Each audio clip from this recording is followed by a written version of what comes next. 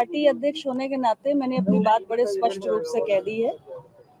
हमारी पार्टी के किसी भी कार्यकर्ता, किसी भी पदाधिकारी, किसी भी चुने हुए जनप्रतिनिधि, किसी भी नेता के प्रतिष्ठा पर बात आएगी तो अपना दल चुप नहीं बैठेगा। प्रतिष्ठा के साथ किसी भी प्रकार का कोई समझौता मेरी पार्टी नहीं करेगी और ये बात बहुत ही स्पष्ट रूप से मैं आप लोगों के माध्यम से कहना चाहती हूँ। पिछले दिनों जो भी बातें मीडिया के माध्यम से जनता के बीच आई हैं, उस पर मैं सिर्फ इतना कहना चाहती हूँ, किसके इशारे पे ये सब किया जा रहा है, कहाँ से किया जा रहा है, ये अपना दल का एक एक कार्यकर्ता जानता है, अपना दल का एक एक समर्थक जानता है। और अगर किसी को भी ये गलतफहमी है कि आप अपना दल के किसी नेता, कार्यकर्ता, किसी प्रतिनिधि के खिलाफ कोई षड्यंत्र करके, कोई झूठे बेबुनियाद आरोप लगा के आप हमारी छवि को धूमिल कर सकते हैं, तो ये उनकी गलतफहमी है, ये होने वाला नहीं है। अपना दल को षड्यंत्रों का जवाब भी देना आता है और सामाजिक न्याय की बात अपना दल ने हमेशा की है और हम लगातार करेंगे। कोई भी ये सोचे कि हम सामाजिक न्याय के विषय किसी षड्यंत्र से भयभीत होकर उठाना बंद कर देंगे, तो ये नहीं होने वाला। 69,000 शिक्षक भर्ती में अगर पिछड़ों, दलितों के साथ अन्याय हुआ है तो हुआ है और हम सरकार में रहकर भी ये बात निरंतर कहते आए हैं और तब तक कहते रहेंगे जब तक इसका हल नहीं हो जाता। जो लोग जिम्मेदार हैं उनको हल करना होगा और ये बात मैं बड़ा स्पष्ट रूप से कह रही हूँ। कोई भी विषय जो पिछड़ों के, दलितों के हक से जुड़ा हुआ है उसको हम लगातार उठाएंगे। तो इसलिए जो भी ये सारे षड्यंत्र कर रहा है वो बड़ा साफ तौर से समझ ले, अपना दल षड्यंत्रों का जवाब भी देता है और देगा भी, दे रहा है। और किसी भी तरीके के षड्यंत्र से आप अपना दल को न डरा सकते हैं न झुका सकते हैं। कौन कर रहा है? हमारे जो विषय हैं तो आप बहुत समझदार हैं और अपना दल के कार्यकर्ता भी बहुत समझदार हैं और सार्वजनिक जीवन में जो भी नेता, जिन पार्टियों के सक्रिय हैं, वो सब बहुत समझदार हैं। जो कर रहा है उसे भी पता है, जो देख रहा है, पढ़ रहा है, उसे भी पता है। हम सब बड़े समझदार लोग हैं। सार्वजनिक जीवन में अब तो हमें बहुत समय हो गया। आप लोग तो कब से कवर कर रहे हैं नेताओं को, पार्टियों को, सरकारों को, आप तो सब जानते हैं। वोटर जानना चाह रहा है, अगर आप नाम... अरे वोटर आपसे ज्यादा समझदार है, मुझसे ज्यादा समझदार है। नाम लेने में दिक्कत क्या है? सरकार एजेंसियों पर आरोप भी लगाया है माननीय मंत्री जी। ये आरोप नहीं लगाया, एसटीएफ से बड़ा खतरा है बता रहे हैं। अब ये माननीय मंत्री जी बताएंगे। लेकिन नाम कैसे, मतलब क्या है? अगर आप बड़ा गंभीर विषय है ये, प्रदेश सरकार को पता है तो... हाँ, सही बात है, सही बात है। मंत्री जी के विभाग का विषय मंत्री जी से पूछिए, मैं तो पार्टी अध्यक्ष के नाते जवाब दूंगी। ये स्पष्ट है कि देखिए वोटर भी जाना चाहता है ना कि साजिश रच कौन रहा। अरे मेरा वोटर बहुत समझदार है, मेरे वोटर को मेरी बात समझ में आ जाती है। आप तो और भी ज्यादा समझदार हैं। आप तो सब समझ रहे हैं। सूचना विभाग पे सरकार के मंत्री ने जो कहा है बिल्कुल सच कहा है।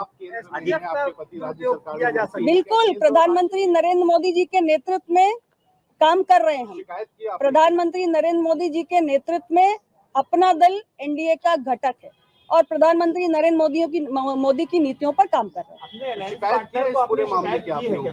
मतलब आपको पता है, आपने वोटर को मैसेज दिया, कार्यकर्ताओं को दिया, लेकिन जिनके साथ हैं क्या उनको भी मैसेज दिया, क्या उनसे बात की कि ये कुछ हो रहा है? सबको सब कुछ पता है, आप क्यों चिंता कर रहे हैं? नहीं, आपकी तरफ से फॉर्मली को कहा गया, सबको सब कुछ पता है। तो आप बता दिए, हम लोग तक पहुंच जाएगी बात। हाँ, आप बता दिए। अरे जो देश चलाते हैं उनको सब पता होता है। हम बस ये जानना चाह रहे हैं कि शिकायत को, इस बात को लेकर के आप लोगों की बात पता है? ठीक है, आप चिंता मत करिए, सबको सब पता है।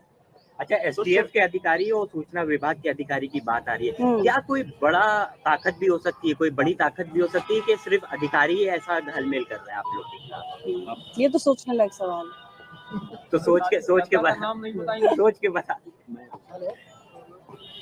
देखिए, मंत्री जी के आरोपों पर मंत्री जी से बात करिए।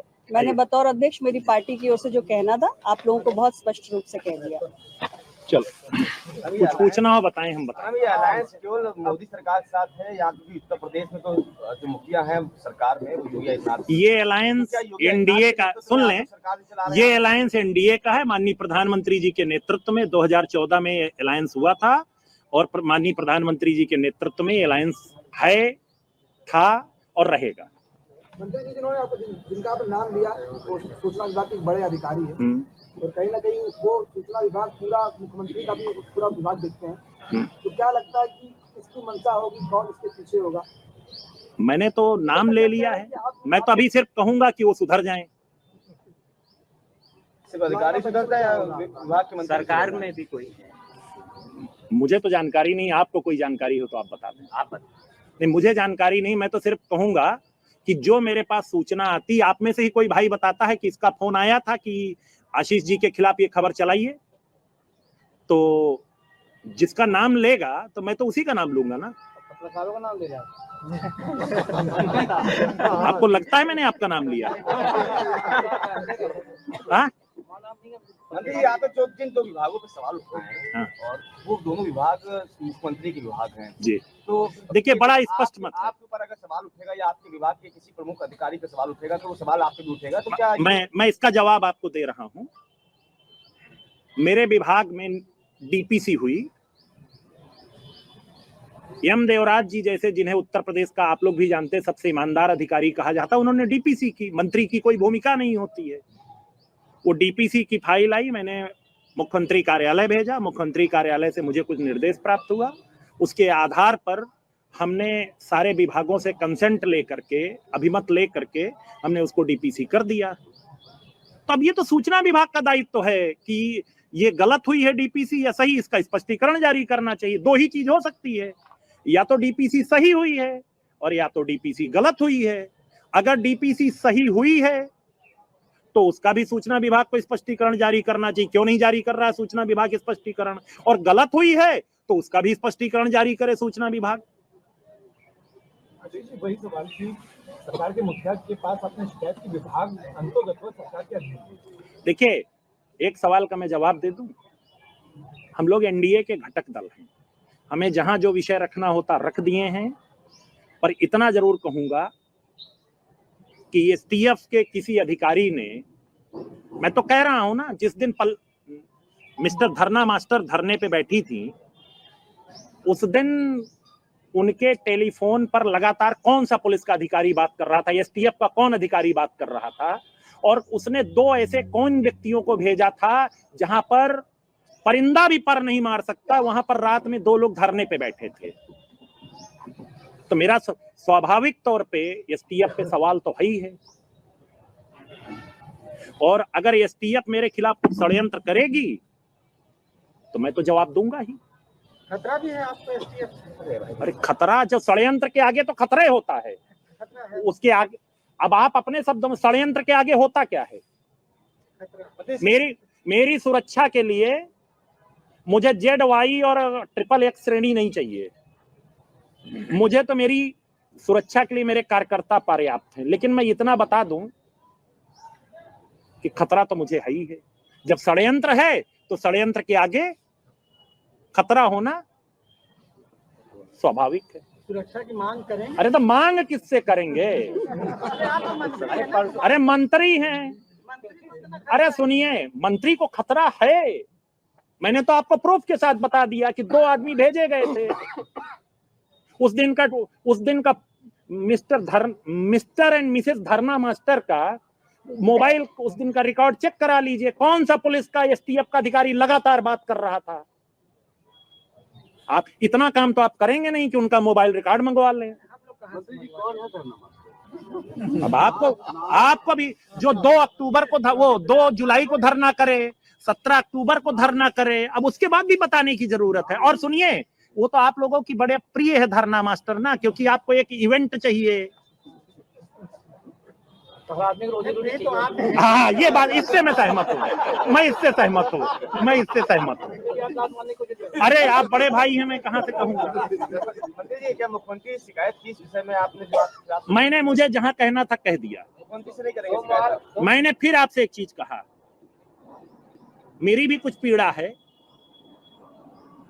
मेरी पीड़ा सिर्फ, मेरा निवेदन सुन लें, नाराज ना हो, सुन लें। अगर किसी विभाग, किसी सरकार में कोई मंत्री गलत काम नहीं किए हैं, या तो गलत किया है या गलत नहीं किया है, तो स्पष्टीकरण देने की जिम्मेदारी किसकी होती है? राज्य के सूचना विभाग की।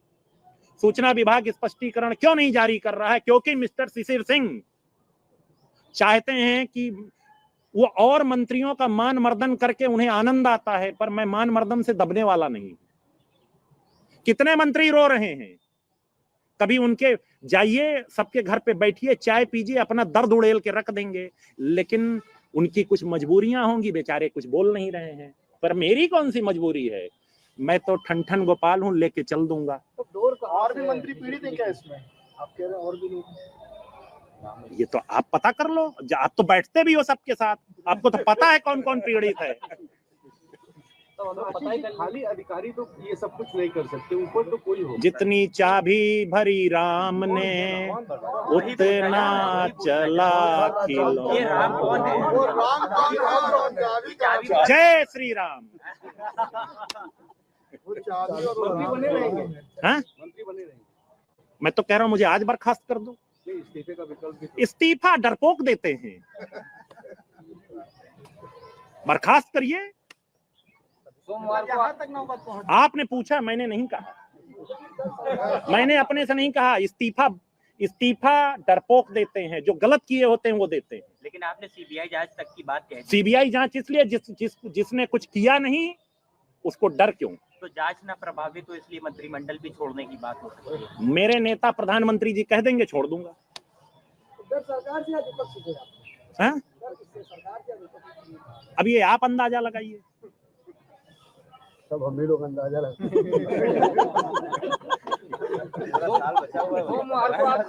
सोमवार को मुख्यमंत्री के साथ आपकी बैठक हुई थी प्रावधानिक शिक्षा को लेकर, उस दिन उस पर चर्चा नहीं हुई, क्या मामला चल रहा है? मैं अपने विभागीय कार्यों को ईमानदारी से करता हूँ।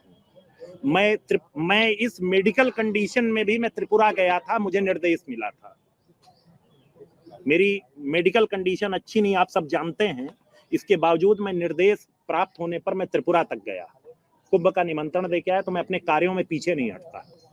मैंने सीएम के साथ बैठक हुई थी तो उसमें चर्चा। बिल्कुल, सीएम के साथ बैठक हुई थी, हमने विभागीय बातें सारी रखी। अर्थ मंत्री जी, आपने भी कहा है कि जो आपको निर्देश मिले थे डीपीसी से पहले पंचम तल से, मुख्यमंत्री कार्यालय से, ये मैंने नहीं कहा। अभी आपने कहा कि आपने डीपीसी के लिए बना जो फिर मैं आपको क्लियर कर दूं, डीपीसी की है यम देवराज साहब ने। सुझाव मिले थे आपको, यम देवराज साहब ने पत्रावली मैंने मुख्यमंत्री कार्यालय भेजी है डीपीसी होने के बाद, और विभागों से हमने अभिमत लिया। जब सबसे ओके होके आया तो हमने डीपीसी किया है।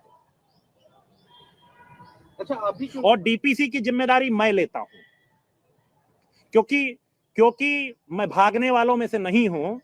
अगर डीपीसी मेरे विभाग में हुई है तो उसकी जिम्मेदारी मेरी है, लेकिन अगर गलत हुई है तो मुझे सजा मिलनी चाहिए, लेकिन अगर सही है तो किसी की प्रतिष्ठा के साथ मान मर्दन नहीं होना चाहिए। आप ही पे क्यों जा रहा है? अब इसको भी आपको बताने की जरूरत है। जब तक हम 69,000 का विषय उठाएंगे, जब तक हम आउटसोर्सिंग में भर्ती का विषय उठाएंगे, तो निश्चित तौर पे कुछ लोगों के पेट में दर्द होगा। तो दर्द की दवा तो मेरे पास है नहीं। मतलब ये विषय तो राजभर भी उठाते हैं, प्रकाश राजभर वो भी साथ में है, उन्होंने इस तरह का कभी दर्द। किसी के बारे में हम कोई टिप्पणी नहीं करेंगे। सबकी अपनी अपनी गाड़ी है, कौन कितनी स्पीड से दौड़ रहा है आपको बताने की जरूरत नहीं। मैम, इस मामले में आप राष्ट्रीय स्तर पर बात उठाएंगी कि नहीं? गृह मंत्री से मिलेंगी या फिर प्रधानमंत्री से मिलने की कोई आपकी योजना है या मिल चुकी? मैंने पहले ही कह दिया कि सबको सब कुछ जानकारी है।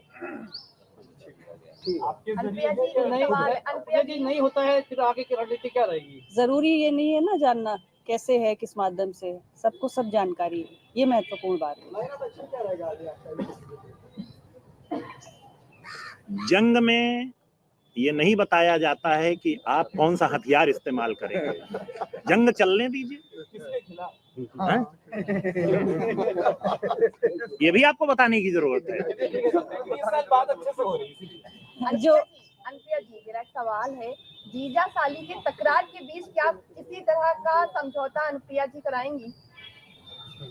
No comments. आधा पल में बोल नो दिया था। कमेंट्स। वो नहीं, इसका जवाब मैं दे रहा हूँ। वो घरेलू लड़ाई लड़ रही हैं या राजनीतिक लड़ाई लड़ रही, पहले ये तय कर लीजिए। अभी तो राजनीतिक ही है। जिस दिन वो चाबी और खिलौना बनने से बंद हो जाएंगी, उस दिन समझौता हो जाएगा। मतलब उम्मीद है भविष्य। उम्मीद के आगे दुनिया है।